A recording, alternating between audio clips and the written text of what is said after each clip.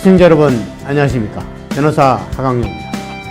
하광룡의 안전한 법률 시즌2로 여러분에게 인사를 드린 지 벌써 13번째 시간입니다. 시청자 여러분의 일상생활에 얼마나 많은 도움이 되는지 모르겠습니다. 저희 안전한 법률 프로그램에서는 여러분의 궁금한 법률 문제를 언제나 쉽게 풀어드릴 수 있도록 최선을 다하겠습니다. 그럼 하광룡의 안전한 법률 시즌2 시작하겠습니다.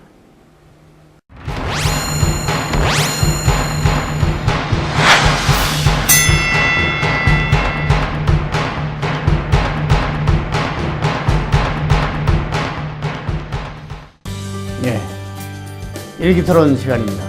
오늘도 두 분을 모셨습니다. 안녕하세요. 안녕하세요.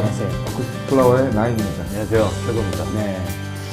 혹시 무슨 자기가 사건의 원인이 된다거나 어떤 사고의 발단이 된 적이 있었어요? 좀 많이 이렇게 휘말리는 편이에요. 휘말리고. 네. 뭐 죄를 지는 것보다 좀 이렇게 많이 휘말리는 편이에요. 본인이 직접적인 원인은 아닌데, 아니 원인인 것처럼 오해를 받는다든지 그런 얘기예요? 네, 생긴 거. 최고 씨는 어때요? 저도 약간 뭐 나인 씨처럼 잠깐 휘말리는 경우는 사실 좀 많고요. 네, 그래요. 때때로 도망가 버리면 휘말리지 않을 텐데, 같이 이렇게 원인을 제공한 것처럼 오해를 네. 받고 그런 모양이죠. 변호사님께서 혹시 그런 경우 있으신가요? 나는 그런 일이 거의 없어요. 시비가 벌어지면 하여튼 참고 네. 아니면 말리고 이렇게 되도록이면 사건화되지 않도록 이렇게 참죠. 3분 참으면 한 3년이 편하니까요. 아, 예. 좀 맞습니다. 예, 그래서 오늘은 어떤 사건에 오늘 뭐 준비한 내용이 아마도 그런 내용인데, 아, 예. 혹시 그 동물에 대해서는 어떻게 가축이나 네. 또는 뭐 애완동물 어떻게 좋아해요? 네, 최고 씨? 저는 뭐 강아지도 키웠었고요. 네, 동물을 좀 좋아하는 편입니다. 나연 씨는 어때요? 저 역시 동물 좋아해요. 네, 무서워하지 않습니다. 요즘 그 동물을 또 애완동물을 많이 키우고 또 보호하자. 네. 뭐 애완동물 아니더라도 어떤 그 동물을 사랑하자. 가축도 너무 가혹하게 대하지 말자. 뭐 그런 움직임도 있고 한데, 저는 좀 개인적으로 동물들 별로 좋아하진 않아요. 뭐 무서워하십니까? 아무래도 저는 동물은 이성적인 존재가 아니다. 언제든지 나를 공격할 가능성이 있다. 뭐 그런 생각이 항상 경계를 해요. 그래서 아주 뭐 어떤 집에 방문을 하더라도 애완동물이 집에 있으면 내 옆에 오는 게 좀 겁나고, 그래서 경계를 하죠. 언제 어느 순간 돌변할 수도 있고. 돌변할 수도 있다. 뭐 이제 안 그런 것도 많은데, 그렇죠. 이제 뭐 동물원이나 이런 데 있는 사육사한테도 대드는 게 동물이잖아요. 그런 측면에서 이제. 그리고 또 뭐 어떤 할머니는 자기가 키우던 개한테 물려주기도 하고 네. 그러기도 하니까 동물에 대해서 항상 조심해야 된다. 뭐 그런 생각을 갖게 됩니다. 예. 자, 그렇군요. 오늘 그러면은 토론 주제가 어떤 건지 한번 음성으로 한번 들어보도록 하겠습니다. 네. 예. A씨는 친구 집에 놀러 갔습니다. 친구 집 마당에는 큰 개가 묶여 있었는데요. A씨는 친구와 놀다가 개를 받고 장난으로 개를 놀리기 시작했습니다. 친구는 A씨를 계속 말렸으나 장난은 멈추지 않았고 개는 화가 나서 으르렁거리며 짖었습니다. A씨는 또 장난을 치러 개에게 다가가 넘어졌는데요. 그때 개가 A씨에게 달려들어 얼굴과 목 주변에 심한 흉터와 함께 영구한 상처가 남았습니다. 며칠 후 이 사고로 A씨의 부모님은 친구에게 치료비를 청구하였는데요. 과연 친구는 A씨에게 치료비를 물어줘야 할까요?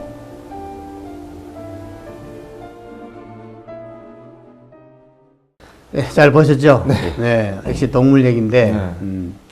개를 이렇게, 개하고 잘 놀아주는 사람도 있는가 하면, 또 개를 보면 자꾸 뭐 해코지를 한다고 그럴까. 괴롭히는 거죠. 뭐 그런 사람도 있잖아요. 최고 씨 어때요? 이런 경우에 누가 개 주인이 책임이 있을까요?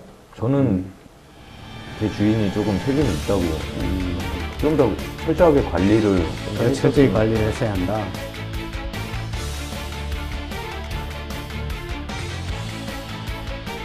나인 씨. 네, 반대 입장이고요. 일단 견주가 일단 친구이기도 하지만 굉장히 주의를 줬고 그렇게 많은 주의 전에도 불구하고 그걸 무시하고선 본인의 의지에 따라서 본인이 다가가서 또 장난치다가 다쳤기 때문에 본인의 관심도 크다.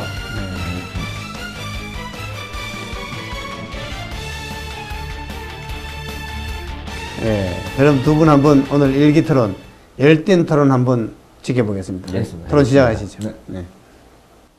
저는 일단 견주의 잘못이 더 있다고 저는 이렇게 생각을 합니다.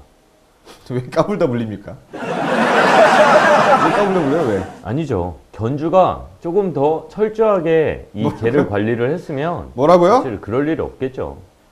그래도 관리 소홀인 거죠. 어떻게 잠깐만. 보면. 이거 맞잖아요. 지금 보셨잖아요. 네. 이거는 정말 철이 없는 친구예요. 하지 말았는데 왜 해? 왜 하냐고. 이거 만약에 풀어놨어, 애를. 풀어놨어요. 개를 풀어놨어. 얘가 막 달려들어. 당연히 견주 문제입니다. 거기 사람들 안 보이는 데다 묶어놓던가 어떻게 해야 되는데 풀어놨잖아. 그래서 물었어. 걔가 미쳤어. 미친 개예요. 네. 물었어. 다쳤어. 당연히 견주 책임이 100%입니다. 하지만 묶여있는 개야. 묶여있는 개고 야, 쟤 싸나오니까 가지 말라고 분명히 경고를 몇 번을 줍니다. 한두 번. 하지 마. 근데 이 친구 굉장히 장난꾸러기예요. 최고 씨 같아. 더해. 결국 물립니다. 그쵸. 장난치다 물립니다. 왜냐면 이렇게 툭툭 건드리면 기분 좋습니까? 사람도 기분 안 좋아요. 그죠. 근데 자꾸 놀리고 있어. 근데 멍청하게 가다가 자빠졌네. 그래 물렸어요. 네. 뭐 상처를 많이 이렇게 입었겠죠. 자, 부모님 입장에서는 억울하고 뭐 이렇게 안타까울 수는 있어요. 그죠? 하지만 본인의 과실이 더 크다. 분명히 주의를 줬고 하지 말라는데도 불구하고 본인의 실수로 본인이 넘어져서 물렸던 뭐 이렇게 이런 상처, 그래서 이제 손해배상을 한다면 절대적으로 본인의 과실이 크기 때문에 견주는 책임이 없다고 생각합니다. 저는 그러니까 이 견주가 물론 하지 말라고 경고도 하고 네. 뭐 뭔가의 그런 거를 이 사람한테 했겠죠. 하지만 조금 더 철저하게 이 사람이 뭔가 주의를 주고 이랬다면 그 강아지가 그러니까 그 개가 이렇게 사람을 무는 일은 사실 없었을 것 하지 마! 같은데 그렇게 잡아 이렇게? 하지 마! 잡아 이렇게? 그렇게 할 수도 발 있는 거죠. 잡고 막? 그렇게 할 수도 있는 거죠. 사실 위험하면. 자, 보세요. 저는 관리 소홀인 것 같아요. 야, 이 견주가. 이게 네. 그냥 길거리에서 지금 풀어놓은 개가 아니면 산책을 하다가 사람을 물어요. 100% 견주 책임입니다. 그렇죠. 그런 경우에는. 네. 그렇죠. 무방비 상태라는 거예요. 왜냐면 걸어갈 수 있고 뛸 수가 있는 개니까. 그죠? 목줄이 끊어질 수 있는 부분이고 다 이건 무조건 견주의 책임입니다. 하지만 묶여있는 개예요. 묶여있는 개. 안 가면 굳이 근처만 안 가도 다칠 일이 없어요. 근데 묶여있는 개가 목끈이 풀어져서 달려들어. 이건 당연히 견주 책임입니다. 네. 이렇게 되면. 하지만 자기가 뭐 자해공갈이야? 보험사기야? 왜 가냐고. 이게 만약에 이게 책임을 물어줘야 된다. 뭐 이런 식으로 가서 뭐 된다고 하면 이거 보험 사기 나올 만합니다. 이거. 만약에 미친 개가 있어요. 어떤 집에 굉장히 싸놓은 개가 있다고 알아. 어떤 세파트 불독이 있어. 알아. 보험 사기다. 갑니다. 물어. 왜 차에도 맞히는데. 그런 것도 분기도 할 거예요. 말이 됩니까? 안 되죠. 하지 말라고 분명히 하지 말라고 했는데도 불구하고 자기가 장난치다가 넘어져가지고 다쳤어요. 본인 과실이 훨씬 큰 거예요. 어떻게 이 친구한테 시비 물러달라고 합니까? 뻔뻔하게. 아니 둘이 친구잖아요. 친구니까. 모르는 사이도 아니고. 그러니까. 근데 이렇게 저는 생각을 하는 거죠. 예, 그 집에 놀러 가서 강아지가 한 마리 있네? 개. 네, 개. 귀엽게 생겼어. 개인데 뭐가 귀여워. 그리고 귀엽게 생겼을 수도 있죠. 개도 뭐 다 얼굴이 틀리기 때문에 귀여워서 야 이거 만져도 되냐? 그럼 만지지 말래. 무섭대. 그래도 사람 심리라는 게 그런 게 있어요. 그러니까 사실 동물이다 보니까 이게 약간 뭐 귀여우면 뭐라도 이렇게 주고 싶고 좀 이렇게 괴롭히고도 싶고 주고 싶은 마음이 아니야. 근데 어쨌든 그런 호기심에 갔을 수도 있어요. 이 사람은 근데 어쨌든 물렸잖아요. 그러면 하지 말랬잖아요. 그러니까 근데 그 가지 말라고 한 얘기 자체가 그러니까 좀 더 이렇게 강력하지가 못했다는 거죠. 제가 드리고 싶은 말씀. 아니 강력하게 얘기했어요. 진짜 위험하다. 하지 마라. 너 장난치다 혼난다. 얘기했어요. 분명히 이렇게 얘기했는데 이 친구 얼굴 표정도 기억나지? 이렇게 떠올려요. 지금 막 웃으면서 강아지 막 개를 놀리고 싶고 막 장난치고 싶은가 막 나무를 이렇게 찌르기도 하고 막 돌도 던지고. 응? 근데 얘가 하는 반응하는 게 막 월월 짓고 있으니까 그게 더 재밌으니까 사람 아시죠? 이렇게 툭툭 건드리면 하지 마 하면 더 하고 싶은 거 사람 마음이. 자기도 간 거야 이렇게. 그러니까 본인이 굳이 거기 가서 자빠질 필요도 없었어. 그죠? 근데 자기가 넘어졌어. 얼마나 약을 났으면 걔가 사랑을 알아봐. 너 죽었어 하고 문 거예요. 네? 잘 죽어서 문 거예요. 그런데 걔한테 치료비 물어도 아니죠. 어떻게 보면 쌍방이야. 걔하고도. 걔하고도 쌍방이에요. 그러니까 그건 견주 잘못인 거죠. 아니 걔도 상처를 받았어. 걔도 정신적으로 지금 문제가 생긴 거예요. 병원 가봐야 돼. 그럼 이거 누구한테 얘기할 거예요? 견주한테 얘기해야죠. 아, 뭘 견주한테 얘기해요? 자기 주인인데. 아, 정신적으로 힘들게 했던 거는 그 친구인데.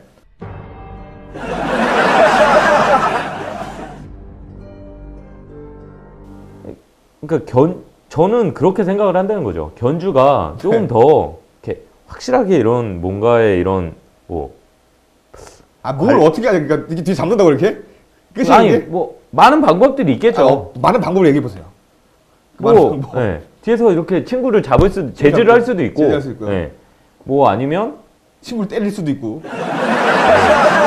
폭력은 어쨌든 나쁜 거니까. 아우, 네. 예. 폭력은 나빠요. 친구하시네요. 네. 예. 폭력은 나쁜 거고 아니면 뭔가 뭐 말로서라도 말로는 아까 했다니까? 아니 아, 더 강력한 말들 있잖아요. 예를 들면 어떤 뭐 욕설을 한다던가. 이게 어디한테 욕을 하지? 기분 나빠서? 또 할 것 같은데? 강력한 걸 얘기를 하시라니까? 강력한 걸 강력한 얘기하세요. 거죠. 저는 지금 아니 근데 어떻게 말리실 거냐고. 아니 그러니까 저는 강아지를 안 키워서 지금 상황을 잘 왜 이렇게 모르겠는데 이랬다 저랬다 하시는 게 도대체. 아니 강아지를 키우면 그렇게 하시기 때문에 강력하게 어떻게든 제재를 하시기 때문에 어떻게 하실 거냐고. 그러니까 저는 그 이상 아예 어떻게 못 하냐고. 가게 한다니까요. 어떻게 해? 그러니까 뭐 뒤에서 잡는다거나 이렇게 잡는다거나. 그렇죠. 예. 제지를 하는 거죠. 제지를 더 해요. 이상 만약에 이 커트라인을 넘어가게 되면 그래도 만약 가요. 그래도 위험하니까 뭐 잡는다거나 그렇게 한다는 거죠. 그러니까 그래도 가. 그럼 어떻게 할 거예요? 아니 잡았는데 어떻게 가? 네? 잡았는데 어떻게 가냐고요. 계속 가. 그 사람이 힘이 더 좋아. 가. 그 물렸어. 물려서 어떻게 할 거예요? 나는 끝까지 말렸으니까 난 책임 없어. 그때는 얘기할 수 있어요? 그쵸? 이게 말리겠으니까? 네. 이게 말이 됩니까 지금? 아니 어차피 견주 책임이라며. 이게 말이 됩니까? 견주 책임이죠. 뭔 소리 하는 거야 도대체. 아니 무슨 소리 하시는 거야 도대체. 어떻게 강력하게 그걸 제재합니까? 이 정도 했으면 다 한 거예요. 사람이라면 다 알아듣습니다. 그러니까 본인의 과실에 의해서 본인이 원해서 저질렀던 그런 행위로 인해서 다쳤어요. 예? 무슨 적반하장입니까? 강아지는 철사하고 있는데 지금 말도 안 됩니다. 결론 내리세요 그냥. 뭐 안 되겠네. 뭐 오늘 왔다 갔다 하시네 또. 아니 요번 해 같은 경우는 뭘 또 뭐 예. 아니, 말씀하세요. 이번 사건 같은 경우는 오케이 제가 쿨하게 인정하겠습니다.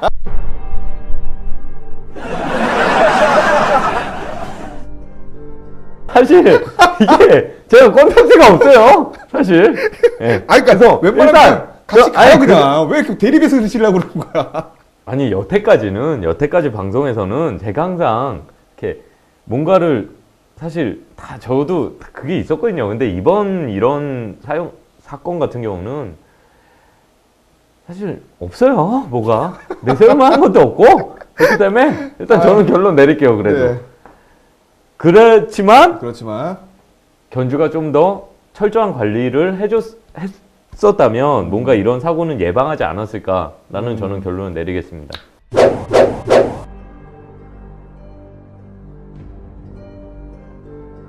네, 저 역시 결론을 내리면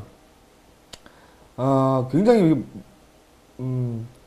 제재를 했음에도 불구하고 그 친구의 장난기로 인해서 본인이 원해서 본인의 과실로 인한 상처고 네. 부상이기 때문에 그 부분은 본인이 책임을 져야지 견주한테는 책임을 물 수가 없다. 저는 이렇게 결론을 내리겠습니다.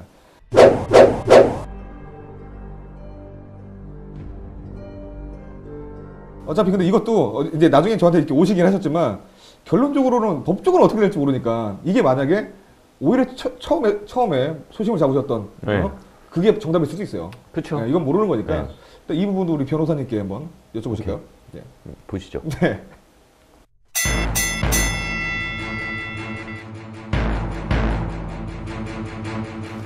예, 두 분들은 잘 들었습니다. 네. 다 일리가 있는 얘기 같은데. 그럼 나인 씨한테 물어볼게요. 네. 이런 경우에 혹시 개가 말이지, 예, 스스로 목줄을 풀고, 아니면 뭐, 목줄이 약해서, 네. 막 뛰쳐나서 화가 나서, 음. 그 개를 놀리던 사람을 물었다. 이런 건 어떨까요? 책임이 있을까요? 이건 관리 소리죠, 그건. 관리 소리고. 음. 그러니까 아까 말씀드렸지만, 최고 씨한테.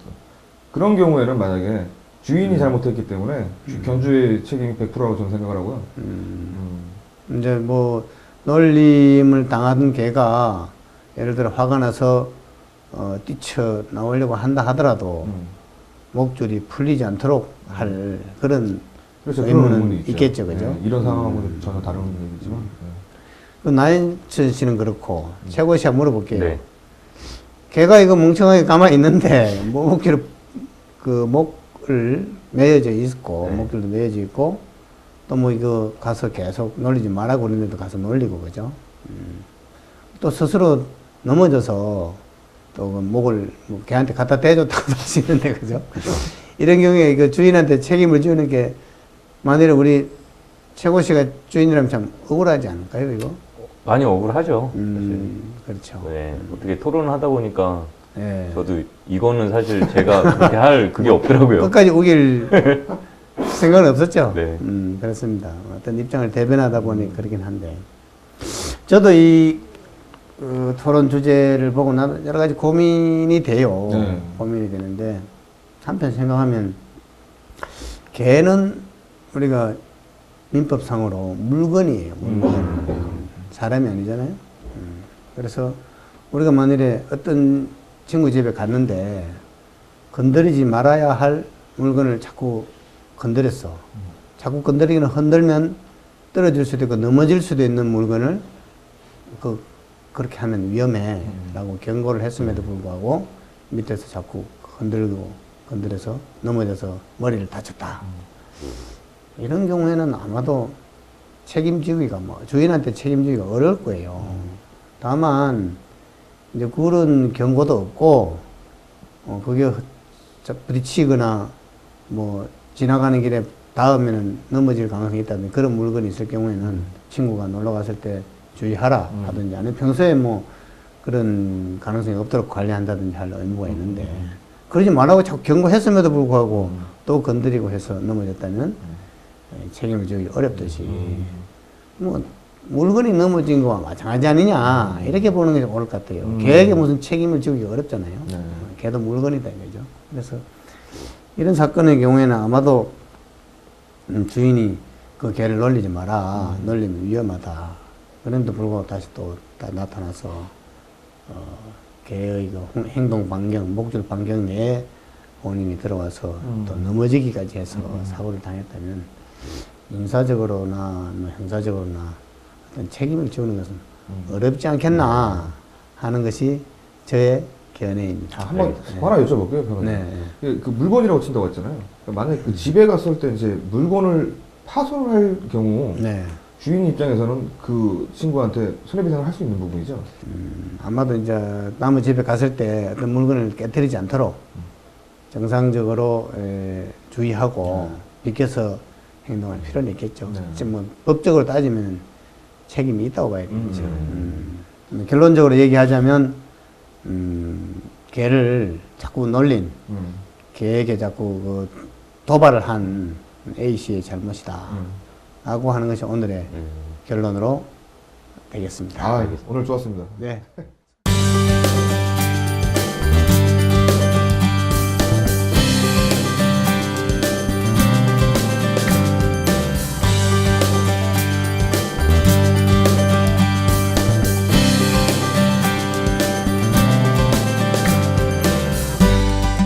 자, 그러면 잠시 후에 법대로 합시다. 해서 다시 뵙도록 하겠습니다.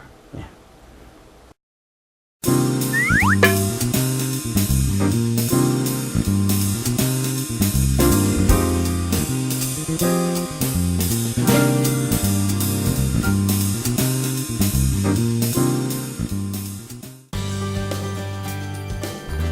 안녕하세요. 엎드럽시다 시간입니다.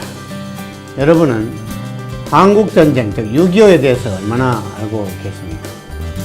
예전에 한 설문조사에서 한국전쟁 6.25가 남침인지 북침인지도 모르는 경우가 있었다고 합니다. 여러분은 잘 알고 계시겠죠? 네, 네. 알겠습니다. 북침입니까? 남침입니까? 6.25 전쟁이? 남침이죠? 네. 네. 이게 사람들이 전에는 뭐 북침, 남침이라는 뜻을 그러니까 북이 남쪽으로 침입했다고 해서 남침이라고 얘기하잖아요. 그죠? 네네. 뭐 그쪽 방향을 가져가죠. 남쪽으로 침입했느냐, 북쪽으로 침입했느냐라는 뜻인데 남쪽이 침입했느냐, 북쪽이 침입했느냐고 그래가지고 북쪽이 침입했으니까 북침이다. 이렇게 얘기를 해서 잘못, 설문 대답에 잘못했다 하는 그런 사람도 있긴 있어요. 뭐 그럴 수도 있겠어요. 그죠? 초등학생이 북한에서 침입했다는 뜻으로 북침이다. 이렇게 잘못 이해한 사람 있지 않겠냐. 그러면은 설문을 북한이 남한을 침입했습니까? 아니면 남한이 북한을 침입했습니까? 풀어서 라고 물었더라면은 아마 소위 북한이 남쪽을 침입했다라고 하는 대답이 더 많았지 않겠냐. 그런 얘기를 합니다. 이 남침, 북침 저도 잠깐 생각하면 헷갈려요. 그죠? 근데 어쨌든 두 분은 뭐 북쪽이 남쪽을 침입했다 하는 거는 뭐 알고 계시고 네, 알고 있습니다. 보니까 국가 간이 제대로 안보에 대한 의식도 확실한 것 같네요. 그죠? 저희 필리핀 사람 아닙니다. 최고 씨도 뭐 그런 의식은 투철한 것 같아요. 그죠? 네, 저는 좀 그런 거에 있어서. 오늘 그러면 한번 주제를 영화로서 고지전 한번 추려서 한번 보시죠. 네. 네, 예. 알겠습니다. 영화부터 먼저 보겠습니다.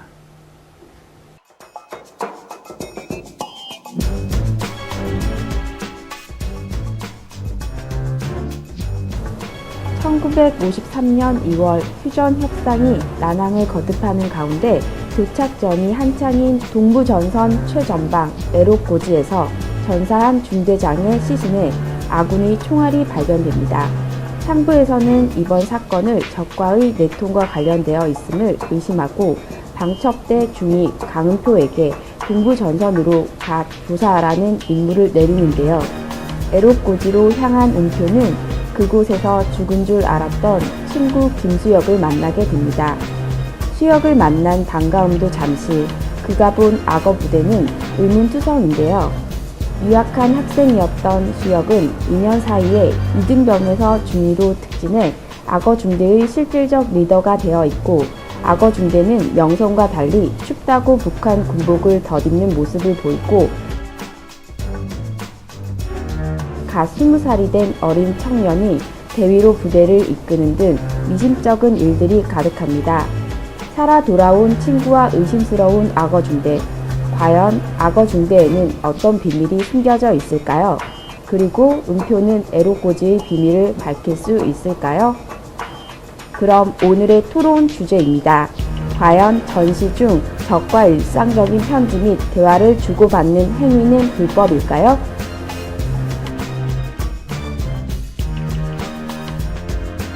네. 자료 한번 잘 보셨죠? 네, 알겠습니다. 이 유사한 영화도 있긴 있을 것 같은데, JSA라고 그죠? 맞죠. 임무장지대, 그죠? 또 어떻게 보면 태극기 휘날리고 그런 영화도 있고, 그죠?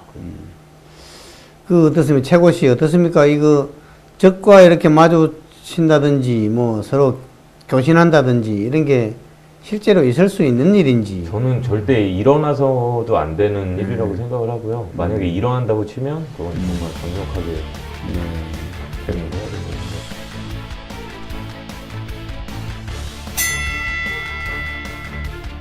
난 씨는 어때요?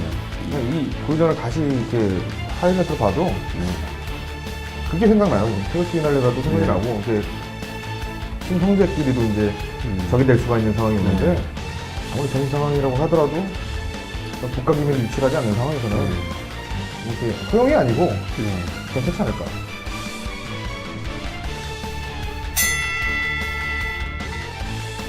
있을 수 있는 일 아니냐. 만약에- 그걸 가지고 법률로 문제 삼는 것은 가혹한 거 아니냐. 아, 예, 조금 그런 생각이 얘기예요? 드네요. 네.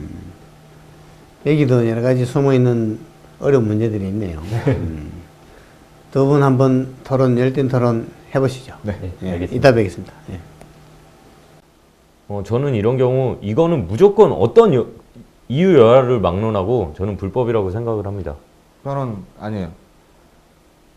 그- 인간 대 인간 아닙니까? 뭐 그럴 수도 있죠. 쉽게 말하면 뭐냐면 이제 인간 대 인간이에요. 뭐 남북한의 뭐 그런 주적인 관계가 아닌 그 민통선 안에는 자주들 본답니다. 본대요. 예, 북한 군인들도 보고 이렇게 볼 수 있다는데 얘기 한마디 못합니까? 못하죠. 왜요? 이게 지금 이 상황은 전시 상황입니다. 아니 전시 전시 상황이 상황이고, 아니고, 예. 자 영화 제가 다른 영화를 한 가지 예를 들어볼게요. JSA 보셨죠? 네. 거기서 보면 남한 측 헌병이랑 네. 북한군 군사랑 그 군사분계선에 바로 대면을 합니다. 아 그렇죠. 그림자도 넘어가면 안 되죠. 네. 그 사람들도 말 한마디 안 합니다. 아니, 이게 그러니까. 예를 들면 그런 거예요. 자, 이때 6.25 때는 네. 사실 뭐 피난을 오거나 뭐 이랬을 경우 집안의 일 때문에라도 그런 경우가 분명히 생길 수 있어요. 나랑 정말 친했던 사람이 아니 형 동생일 수도 있어요. 네, 동네 형이 북한 군일 수도 그럼요. 있어요. 당연하죠. 그래서 뭐 개인적인 얘기를 합니다. 네. 예를 들면 뭐 남한에 있던 동생이 네. 예를 들면 뭐 형 나 어제 되게 뭐 근무 몇 시부터 몇 시까지였는데 너무 잠도 못 자고 피곤해 이런 얘기를 합니다. 그런 얘기 했대요? 예를 들면 이런 얘기 그건 그러니까 최신 개인적인 생각이고. 얘기잖아요. 어찌 됐건 네. 친한 형이기 때문에 네. 편하게 얘기를 한 겁니다. 그냥 그런 얘기 안 했을 수도 있지 않나요? 아니, 뭐 저는 예를 드는 네. 겁니다. 예. 예를 드신 거죠. 예. 뭐 편하게 그냥 동네 형이니까 뭐 이래서 힘들었어 이렇게 개인적인 얘기를 할 수 있습니다. 네. 하지만 그것 때문에 분명히 군사 기밀이라든지 네. 그 뭐 예를 들면 정보 분석관들이 다 있을 거 아닙니까? 그런 사람들이 만약에 그 말 한마디 때문에 뭐 교대 시간을 알게 되고 네. 그렇게 되면 이거는 국가에 대한 기밀이 넘어간 거기 때문에 그렇죠. 제가 네. 말씀드릴게요. 제가 말씀드린 거 뭐냐면 그렇기 때문에 이건 군사 불법입니다. 기밀이 아니고 나서는 당연히 대화할 수 있다. 그게 뭐야 죄입니까? 지금 최고 씨 말씀하신 게 뭐가 문제라는 거 저도 알겠어요.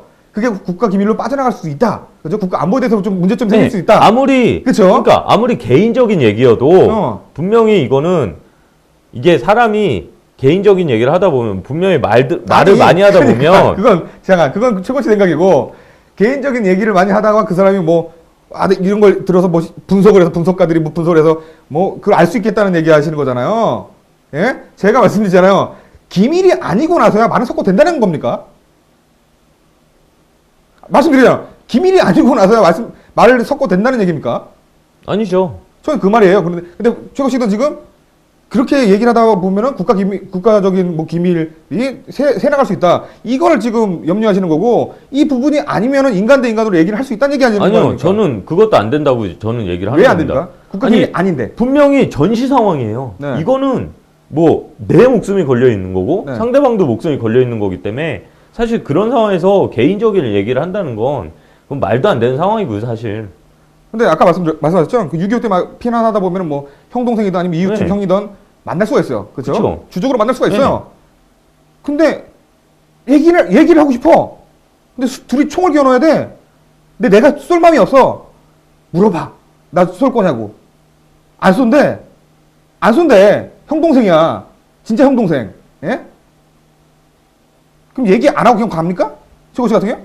아니, 그런 얘기를 한다는 거조차 웃긴 거 아닙니까? 그러니까 본인이 그 상황을 생각해 보세요. 내 동생이 있어. 내 동생이 지금 적이야. 근데 만났어요. 만난 거야. 몇 달 만에 만난 거야. 예? 근데 다른 사람 없어. 둘만 있어. 얘기 안 할 겁니까? 아니, 어떻게 둘만 있을 수가 있습니까? 아니 상황이라는 게 영화 보시죠. 고전뿐만 아니라 다른 영화들도 네, 예? 전쟁 영화 많이 많이 봤습니다. 보셨죠? 네. 말 섞습니까 안 섞습니까? 그거는 영화기 때문에 사실 이런 거고 아니 우리가 그럼 직접 경험을 해봤습니까 전쟁을? 저는 안 해봤죠. 안 해봤죠. 그죠? 근데 그럴 수 있다고 충분히 생각할 수 있는 거죠. 그러니까 만약에 본인이 6.25 때 전쟁이 났어. 전쟁이 났는데 내 동생을 만난 거야. 전란 중에 동생을 만난 거야. 안 물어보니까 요즘 어때? 몸은 안 아프니? 당연히 얘기할 수 있는 얘기예요. 그죠? 그러니까 이게 심각하게 들어가지 말고 그냥 아무리 적이라고 하더라도 그런 뭐 전시 상황이더라도 내 피부치야, 어? 말 못 겁니까? 아니, 그러니까 국가 기밀이 아닌데, 그러니까 본인 생각에 그럴 수는 있죠. 그쵸? 근데 하지만 저는 이렇게 얘기를 하는 겁니다. 자, 뭐 예를 들어 안부를 묻고 했어요. 네. 그러다 보면 대화가 분명히 길어질 거예요. 아 길어지는 거 그러니까 본인이 그 상상을 하지 마시고 그 자체가 법이 위법이냐 아니냐라는 지금 말을 하는 거잖아요 지금. 예. 인간 대 인간으로서 되냐 안 되냐를 제가 물어보는 거예요. 되겠죠? 인간적으로는 되긴 하겠지만 네. 저는 이거는 법으로 따지자면 네. 이건 불법이라고 저는 생각을 하는 겁니다. 그 영화 중에 그 뭐냐 꿈은 이루어진단가요? 뭐 처리하실지도 모르겠는데 아십니까? 그 민통선 안에서 남북 간에 이제 그 2002년 월드컵을 앞두고선 축구를 합니다. 네. 축구공 가지고. 그죠? 그건 진짜 영화니까 그럴 수밖에 없죠. 그죠? 그쵸. 하지만 만약 그게 실제로 이루어졌다고 생각을 해보세요. 흐뭇하죠? 남북 간에, 그죠? 네. 맞죠? 이게 일반적으로도 우리가 영화를 보면서도 그렇게 느끼는데 가족 간의 전쟁, 아무리 전시라고 해도 가족 간의 사람들이 만나. 예? 그 안에서 예를 들어서 아무리 전시라고 하더라도 내 가족이면 총구를 겨누고 있다고 하더라도 이 상태에서 얘기를 할 겁니다. 저 같은 경우는.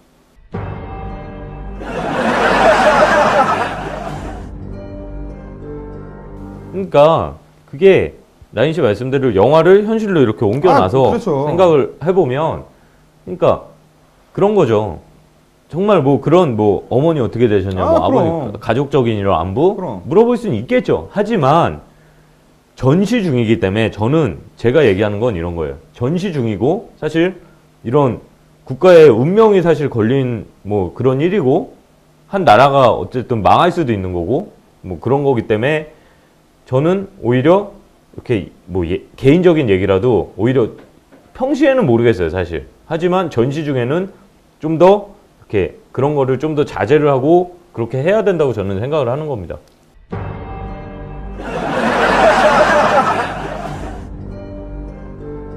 자, 제가 결론을 내리겠습니다. 일단은 이게 국가적인 기밀이 아니고 나서는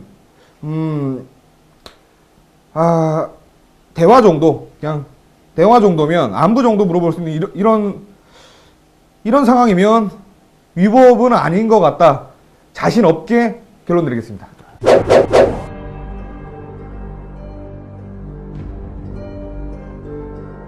저는 이제 뭐 전시 중이라든지 이럴 때 뭐 말을 하고 대화라는 거를 사실 저는 뭔가 사람이라는 이런 무의식적에 잠재된 심리적인 부분에 있어서 뭔가 말을 하다 보면 분명히 실수라는 게 분명히 사람은 하게 돼 있습니다. 그렇기 때문에 저는 이거는 좀 이렇게 위법되는 행동, 아무리 뭐 안부를 묻는 정도여도 이런 거는 좀 위법이 되는 행위가 아닐까라고 저는 결론 내리겠습니다.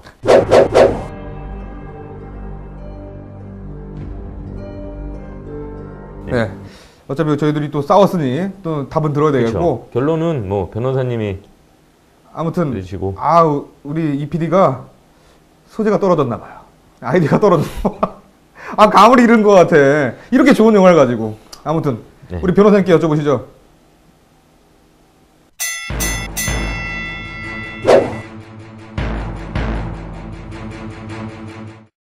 예, 토론 잘 들었습니다. 예. 최고 씨, 그러면 이거 개인적으로 안부 물어보는 정도, 예. 가족 안부 물어보는 거 이런 것도 안 될까요? 마침 예를 들어 전쟁터에서 이 뭐 아는 이웃을 만났다. 우리 부모님 그 계시냐, 어쩌냐, 그럴 수 있을 것 같아요, 그죠? 네. 근데 어떻습니까? 뭐 사실 된다고는 생각을 하는데 네. 사람이라는 게 사실 말을 한마디 하다 보면 분명 네. 실수도 일어날 수도 있는 부분이기 네. 때문에 엄격히 제한해야 한다. 또 특히 전시 상황이고 이러면 나인 씨 한번 물어볼게요. 원칙론자예요. 원칙이 중요하죠.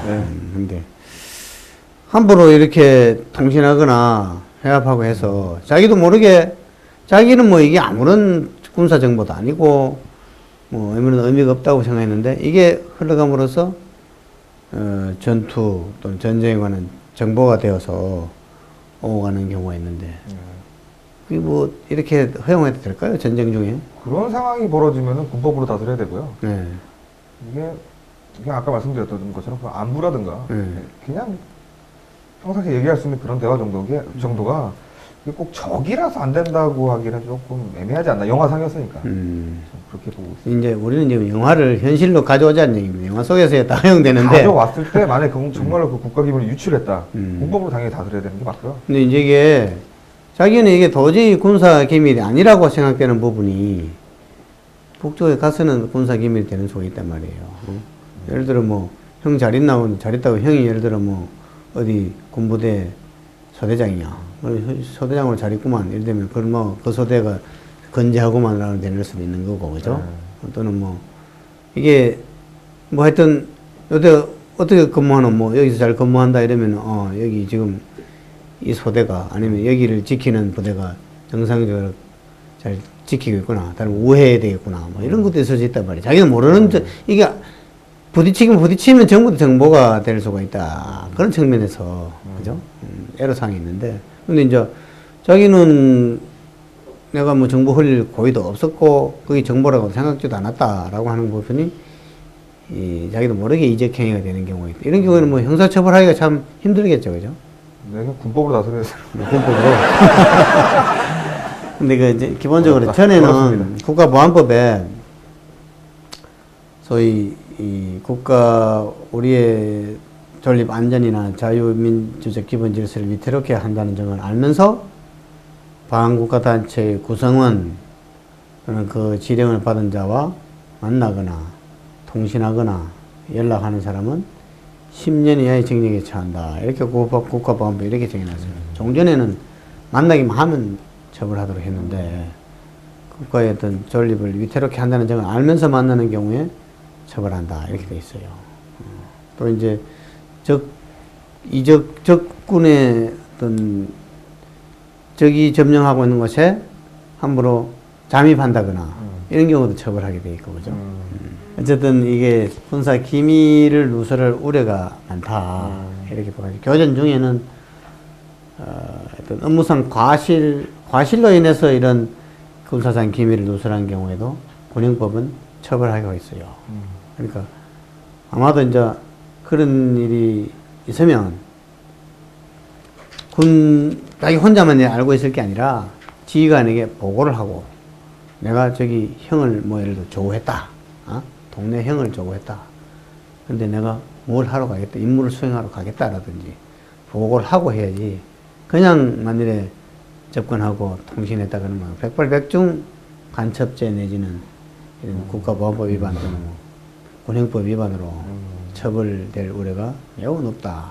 그로 인해서 또 뭐 군사 기밀이라도 과실로라도 나도 모르는 사이에 빠져나갔다 그러면 군형법 엄히 처벌받을 가능성이 있다. 이렇게 생각이 돼요. 예, 오늘 토론 잘 봤습니다.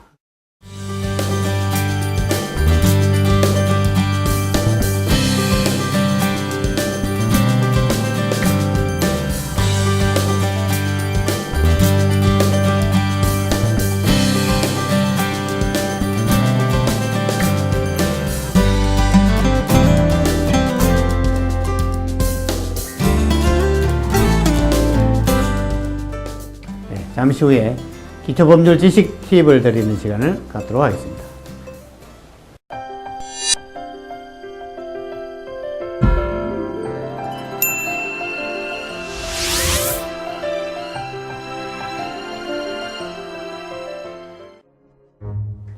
네, 안녕하세요.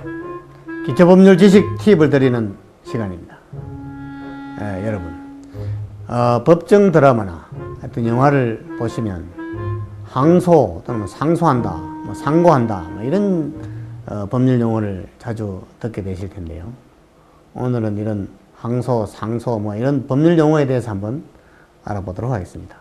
네. 판결에 대해서 어떤 1심 판결에 대해서 제1심 판결에 대해서 상소하는 것을 항소라고 합니다. 즉 다시 말해서 어떤 판결에 대해서 불복해서 상급심에다가 새로 재판을 해달라 라고 하는 것을 일반적으로 통틀어서 상소라고 합니다. 상소. 상급법원에다가 다시 재판을 제기하는 것.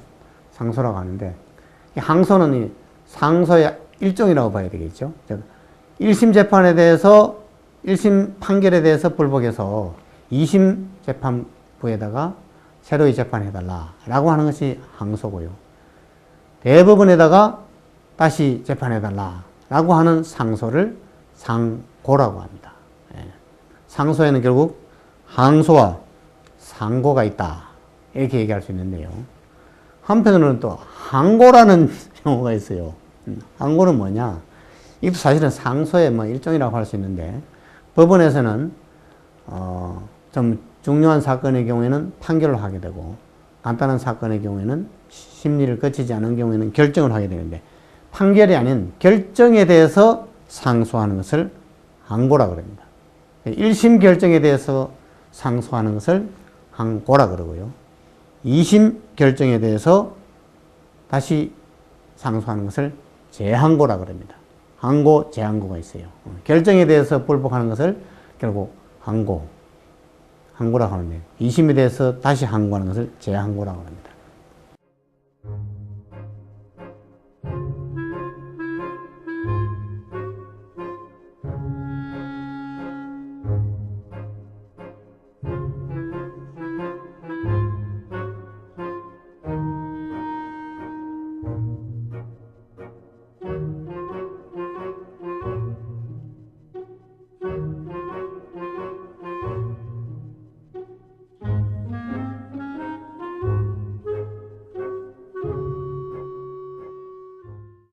저희 하강룡의 안전한 법률에서는 시청자 여러분들의 의견을 받습니다. 홈페이지나 전화로 의견 및 질문을 주시면 이를 참고해서 더욱 알찬 프로그램을 만드는 데 힘쓰도록 하겠습니다.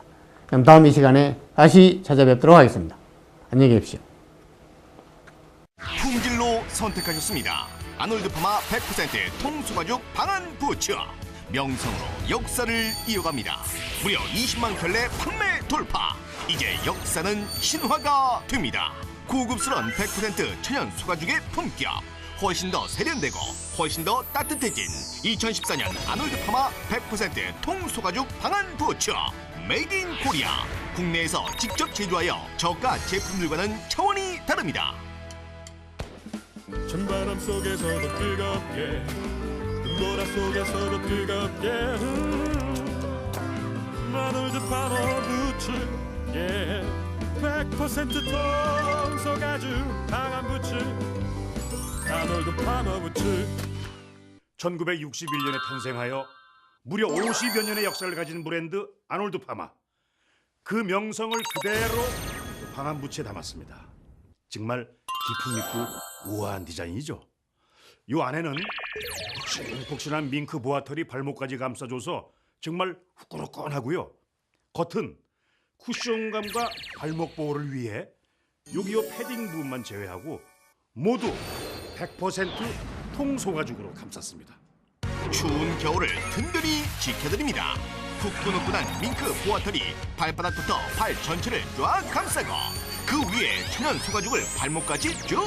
겨울 내내 추위 걱정 없이 발을 따뜻하게. 100여 개의 기공으로 숨쉬는 깔창. 분리형이라 냄새 걱정 없이 쾌적하게. 게다가 미끄러운 눈길, 빙판길에 인터그랄 폴리우레탄 바닥창 설계로 보다 안전하게. 2014년 아놀드 파마 100% 통소가죽 방한 부츠. 남성용은 블랙, 브라운 두 가지 색상. 명품 아놀드 파마 로고가 아로 새겨진 투톤 컬러 메탈 로고 장식으로 더욱 세련된 스타일. 여성용은 블랙, 메탈 로고와 단아한 사각 스티치 장식으로 더욱 고급스럽게. 아놀드 파마 방한 부츠 초대박 구입 찬스. 100% 통소가죽 방한 부츠. 고품격 아놀드 파마 정품인데도 파격 특가 59,800원. 한 달 19,933원. 잠깐! 두 켤레 주문하시면 8,000원에 판매되고 있는 숨쉬는 깔창을 하나씩 더! 두 켤레 모두 증정 찬스! 마음에 안 드시면 100% 환불 보장까지! 디자인도 꼭 살펴보십시오. 아놀드 파마가 정말 고급스럽고 세련되게 만들었습니다. 정장 패션에도 잘 어울리는 디자인. 아놀드 파마의 품격입니다. 고급스러운 100% 천연 소가죽 외피. 격이 다른 투톤 컬러 메탈 로고 장식에 우아한 스티치 처리. 유러피안 스타일의 세련된 디자인까지. 기존 방한 부츠와는 차원이 다른 품격 뿐만 아닙니다. 고급 지퍼로 신고 벗기 편리하고 양말에 걸리지 않게 안쪽 덧댐 처리, 여기에 발목을 싹 감싸는 발목 보호 쿠션까지. 캐주얼에는 물론 정장에도 세련된 매치. 그 명성 그대로 아놀드 파마 100% 통소가죽 방한 부츠. 국내에서 직접 제조, 국적 불명 저가 제품들과는 비교를 거부합니다. 겨울엔 역시 발이 따뜻한 게 최고죠. 디자인이 깔끔해서 어떤 옷에도 잘 어울려요. 아놀드 파마는 따뜻하면서 디자인이 좋아서 일석이조예요. 저도 야외에서 촬영할 때는 위에 아무리 외투를 걸쳐도 정말 이 뼛속까지 추운데요. 이걸 신으니까 정말 따뜻합니다. 이 발이 시리면은 몸이 몇 배나 더 춥게 느껴지고 건강에도 해롭죠. 아놀드 파마 방한 부츠는 통소가죽 안에 이렇게 푹신한 밍크 보아털이 두툼하게 감싸고 있고요. 숨구멍이 있는 불리형 깔창으로 세탁하기 좋고 냄새 걱정도 없습니다. 저런 조심하셔야죠.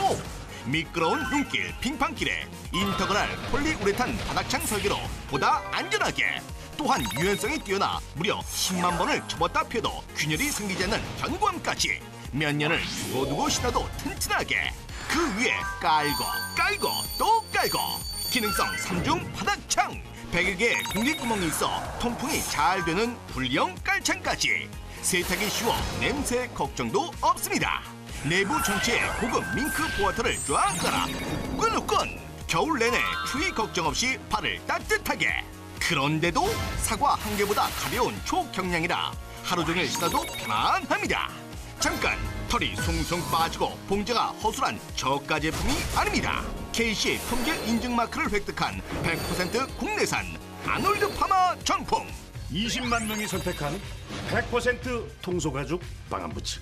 합성 피혁, 일부만 소가죽 절대 아닙니다. 천연 소가죽의 견고함, 신축성, 우아함 그대로 담아 장인 정신으로 만들었습니다. 신어보신 분들의 호평이 이어지는 아놀드 파마 100% 통소가죽 방한 부츠.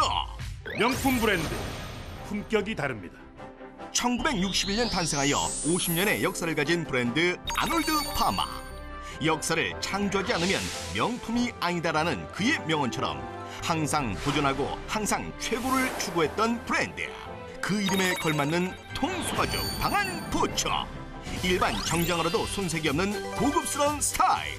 기존 방한 부츠와는 차원이 다른 품격. 그 명성 그대로 아놀드 파마 통소가죽 방한 부츠. 후끈후끈 너무너무 따뜻합니다. 가볍고 따뜻한 최신 소재 밍크 보아털로 발바닥부터 발목까지 발 전체를 쫙 감싸고, 그 위에 천연 소가죽을 쭉, 발목까지 찬바람 완벽 차단.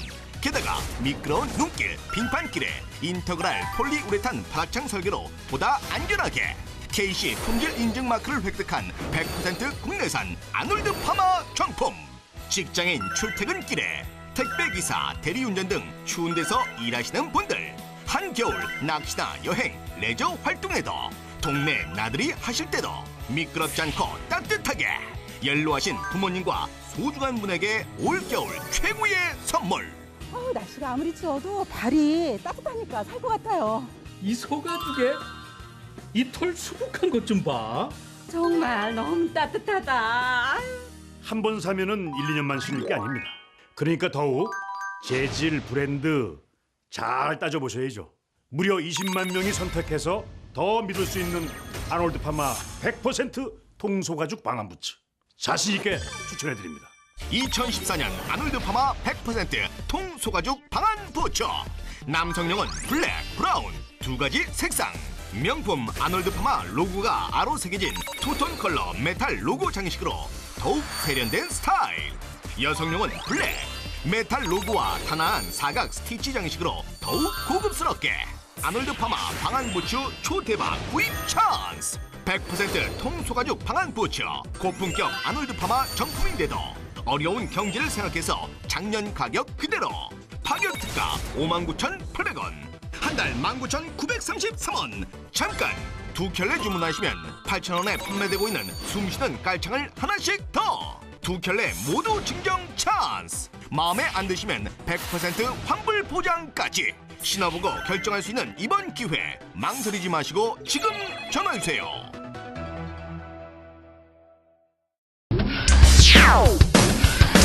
자,